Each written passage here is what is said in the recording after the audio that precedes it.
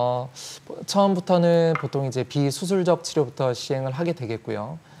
일단은 휴식을 하고 유발 자세를 피하는 것이 가장 우선시 되겠습니다.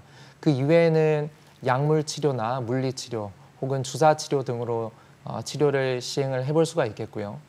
하지만은 거기에 반응을 하지 않는 혹은 악화가 되는 그런 통증이 있는 경우에는 수술적 치료를 고려를 해볼 수가 있습니다. 보통은 수술적 치료는 척골 단축 절골술이라고 해서 상대적으로 길어져 있는 척골의 길이를 낮춰주는 수술을 시행을 해볼 수가 있습니다.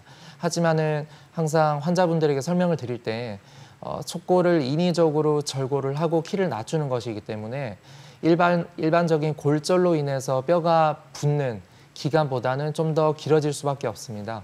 그래서 뼈가 늦게 붙는다는 점을 항상 염두에 두셔야겠습니다. 네, 관절염인 경우에는 더 어떻습니까? 또 네. 관절염을 또 유발하기도 하나요? 맞습니다. 오래되는 경우에는 관절염이 심해지는 경우가 있는데요. 이런 경우에는 관절을 살리는, 즉 관절을 보존하는 수술을 시행을 할 수가 없습니다. 조금 어려운 내용인데요. 그런 경우는 나머지 뼈를 유압을 시켜버리거나 혹은 척골의 머리 부분을 절제를 해내버리는 그런 또 수술적 치료를 고려해 볼 수도 있습니다. 자, 같은 차이가 있는 큰 경우라면은 척골 절골술이 좀 진행이 되는데 네. 좀 비교적 예후가 좋은 사례 보면 좀 설명을 들어보도록 하겠습니다. 네. 자, 첫 번째 사례 같은 경우에는 어떠한 사례인가요? 네. 첫 번째 사례인데요. 이분 같은 경우는 일단은 손목에 척측 부위 통증을 주소로 내원하셨던 환자입니다. 이 환자 엑스레이를 보시게 되면은 주먹을 꽉 쥐게 되면 다음 화면을 볼 수 있을까요? 왼쪽 같은 경우는 척골 양성 변이가 정상적으로 이 환자 같은 경우는 척골의 양성 변이가 관찰이 되고 있고요. 네. 주먹을 세게 쥐게 되면은 더 이렇게 올라가서 위에 있는 손목뼈와 이렇게 맞닿는 것을 관찰을 하실 수가 있죠. 자, 다음. 그러면 이게 손목 척골 충돌 증후군이라는 거죠? 예. 네. 다음 다음 MRI 사진 볼까요? 소견을 네. 한번 보면은요. 노란 화살표로 표시를 해놨는데요. 손목뼈와 척골 사이에 존재하는 섬유성 연골이 중간이 중심부 파열이 되어 있는 것을 관찰을 하실 수가 있습니다.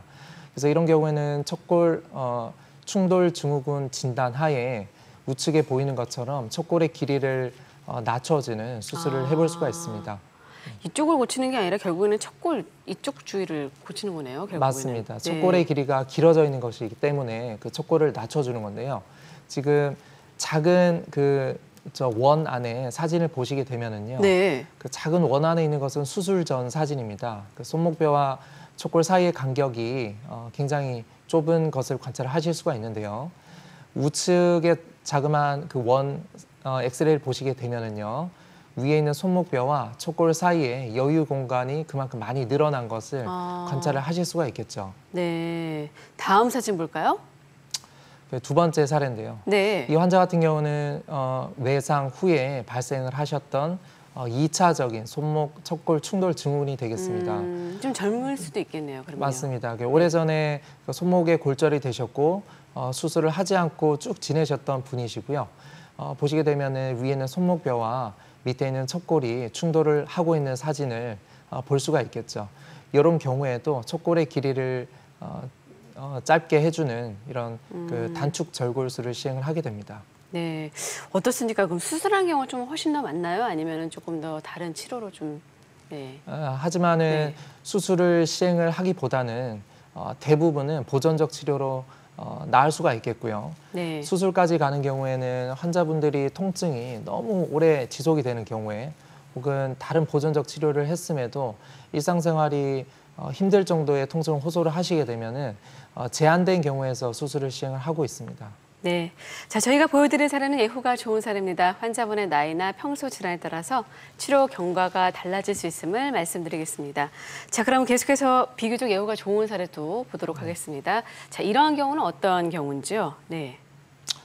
이 환자 같은 경우는 이제 재수술 사례가 되겠습니다. 재수술 사례죠. 왼쪽 사진을 보시게 되면은 이미 척골 단축 절골술이 시행이 된 상태입니다. 네. 그런데 그 중간에 그 절골을 시행했던 부위의 뼈가 끊어져 있는 것을 관찰을 할 수가 있겠죠. 그러네요. 네. 끊어져 있다고 표현하기보다는 네. 뼈의 유압이 정상적으로 이루어져야지 치료가 마치는 것인데 유압이요? 어떻게 유압, 붙는 뼈가 건- 네. 붙어 가는 게 그 정상이 되겠습니다. 뼈가 붙어야 되는데 뼈가 지금 붙지 않은 상태가 되겠죠. 이런 경우는 그대로 놔둘 수가 없습니다. 그래서 본인의 뼈를 이용을 해서 다시 똑같은 그 척골 단축 절골술을 시행을 하게 된 것이 되겠고요. 다음 슬라이드 한번 보시면은요. 네. 그 사이에 끼워놓은 그 자가 골이 수술 후 6개월, 수술 후 1년 4개월이 지나면서 점차 리모델링이 돼서 원래 본인의 척골 상태로 돌아가는 것을 관찰을 할 수가 있겠습니다. 네. 그럼 조금 전에 자가골을 이용한다고 했잖아요. 맞습니다. 그럼 그 자가골은 어디서 추출하는 건가요? 보통은 뭐 여러 군데서 뗄 수가 있겠지만은 네. 일반적으로 골반에서 많은 아. 양의 뼈를 채취를 할 수가 있습니다.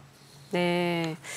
그럼 계속해서 사례를 보겠는데 관절염이 동반된 경우 어떠한 사례가 있는지 한번 설명을 좀 들어보도록 하겠습니다. 네. 다음 사례입니다. 이 환자 같은 경우는 손목 척골 충돌 증후군이 오래 지속이 돼서 관절염이 진행했던 케이스인데요. 아, 손목 척골 충돌 증후군이 오래 지속이 되게 되면 이렇게 여러 가지 퇴행성 병변이 나타나게 됩니다. 그러면은 그 옆에 있는 그 요골과 척골 사이에 있는 관절이 저런 식으로 관절염이 진행을 하게 되고요. 네. 이런 경우에는 척골을 단축을 해주는 절골술을 시행을 하게 되면 저 관절 자체는 계속 남아있게 되는 거죠. 그 사이에 있는 관절은 계속 남아있으면은 관절염으로 인한 통증이 나타날 수밖에 없습니다. 이런 경우에는 척골의 머리 부분을 우측에 보시면은 원래 있던 척골 머리 부분이 없어진 것을 관찰을 하실 수가 있죠. 네네네. 그래서 이런 식으로 이제 없애주는 수술을 시행을 해줄 수도 있겠습니다. 아, 네, 그렇군요. 예후가 좋은 사례 한번 만나봤습니다. 환자마다 개인차가 있다는 점을 알려드리겠습니다. 네, 그러면 수술 후 어떠한 점들을 좀 주의를 해야 될까요? 네.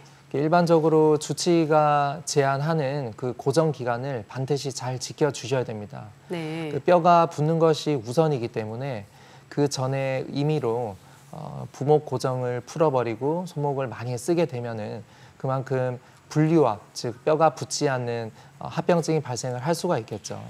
그리고 척골 충돌 증후군 같은 경우에는 그 만성으로 진행할수록 이렇게 합병증이 발생을 할 수가 있기 때문에 진단을 받아보시고 조기에 치료를 하시는 것이 좋겠습니다.